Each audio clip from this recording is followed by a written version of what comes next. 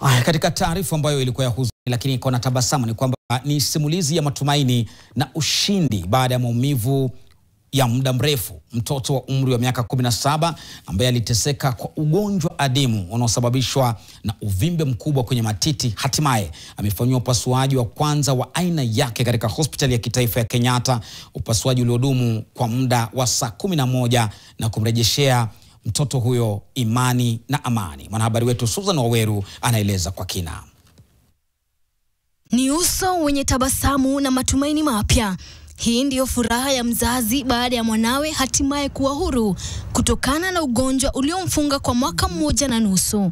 Ni baada ya mtoto wake mwenye umri wa miaka 17 kufanyiwa upasuaji wa matiti katika hospitali ya kitaifa ya Kenyatta, upasuaji uliodumu kwa saa 11 na hatimaye kufaulu. Kwa Naomi, amani imerejea.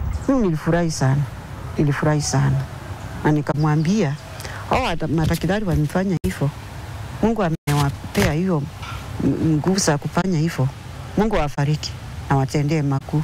Unajua sometimes uko naweza kutembea but sasa naweza tembea, hata kurun naweza kimbia, kundanzi na danzi yangu yote. Mwanawe Naomi alipata ugonjwa huu unaojulikana kama gigantomastia akiwa katika kidato cha kwanza muhula wa 3, hali iliyosababisha matiti yake kuanza kufura kwa njia isiyo ya kawaida.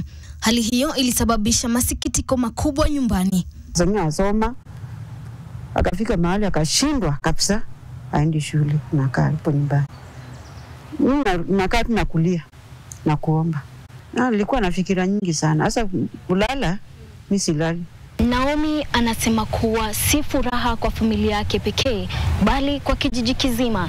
Wengi wao hawakuamini kuwa mtoto wake angepona na arudi nyumbani hai baada ya upasuaji.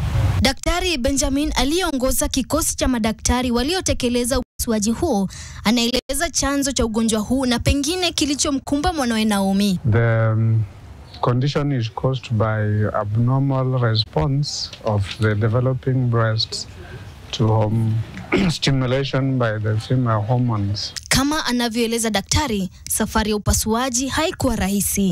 It took us 11 hours plus. That was quite long.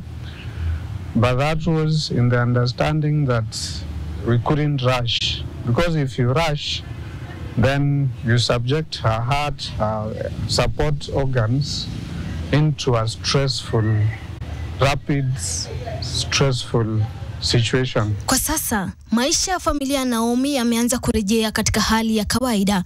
Mwanawe sasa atarejea shuleni mwaka ujao kujiunga na kidato cha 4. Ikumbuke kuwa huu ni upasuaji wa kwanza wa aina yake katika hospitali ya kitaifa ya Kenyatta, ambapo madaktari waliondoa kilo 20.8 za tishu za matiti kwa mafanikio. Susan Waweru, NTV.